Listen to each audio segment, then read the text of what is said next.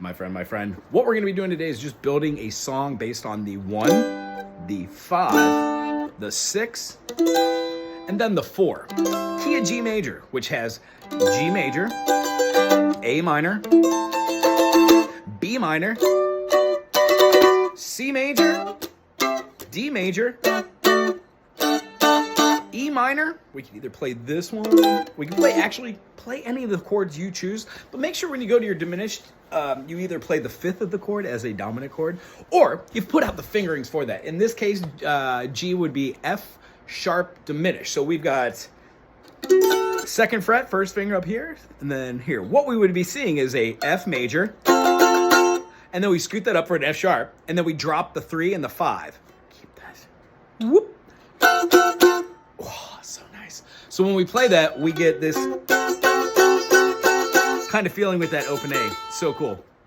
Another great way to do that is just bar up the 2nd fret and then play your 2nd finger on the 3rd fret for the A, and then 3rd finger on the 4th fret for the D string, giving you essentially the same chord. We'd be looking at that as being a D7 if you were following that logic the other way I was just talking about. So G, A, B, C, D major, E minor, D7 would also suffice. Okay, here's the concept. How do we use do, re, mi, fa, sol, la, ti, do in G, and then relate that to other chords when making a melody?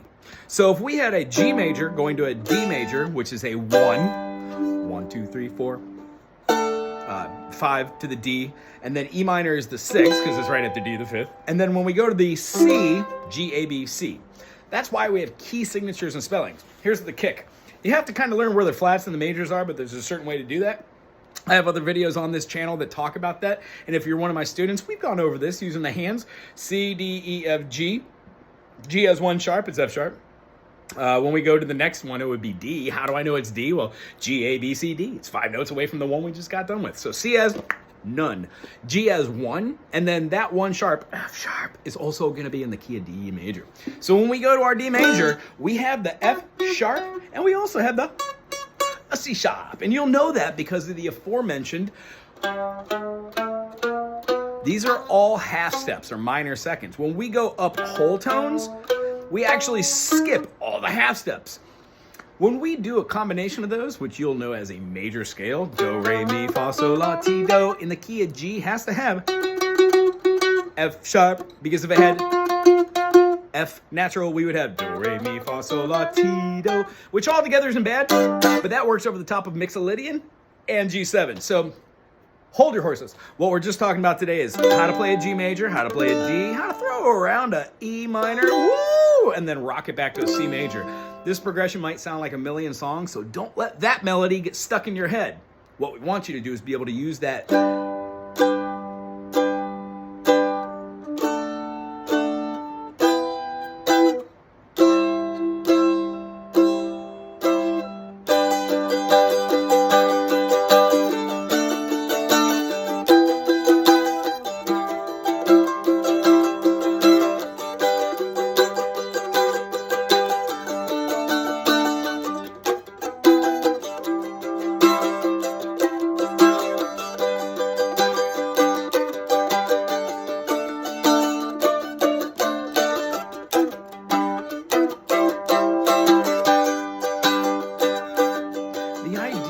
Keep this going until some sort of melody comes to you. No matter what you want the signatures to be or how long the durations of the notes you want to be, you could have. Try and keep them in this order for melody purposes for talking about this in future videos. But the concept is no matter what you put your rhythmic patterns to, whether it's all quarter notes, also in 4/4, subdividing that into a different rhythm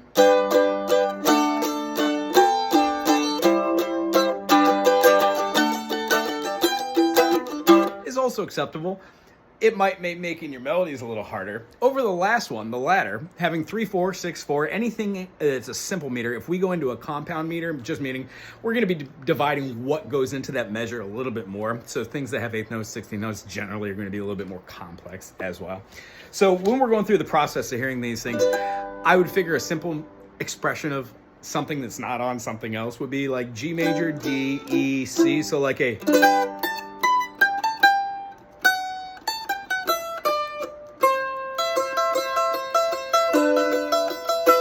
That could go over...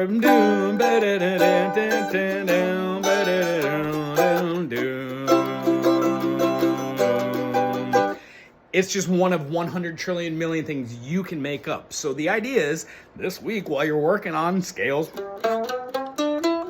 major, Lydian, Mixolydian, go through the process of trying to write something that has a G major and use your Ionian major or your Lydian with a raised fourth. Sometimes it works, sometimes it doesn't. If you write it into that, you will find that other chords that come after that might share that note in some sort of expression which extends past just your 1, 3, 5. Meaning a 6th note in the key of C is an A. C, D, E, F, G, A. That A can also be relative to F major as the 3rd, major or minor. So depending on where you put your melody, that A can serve a very awesome purpose. We'll talk about this and more next week.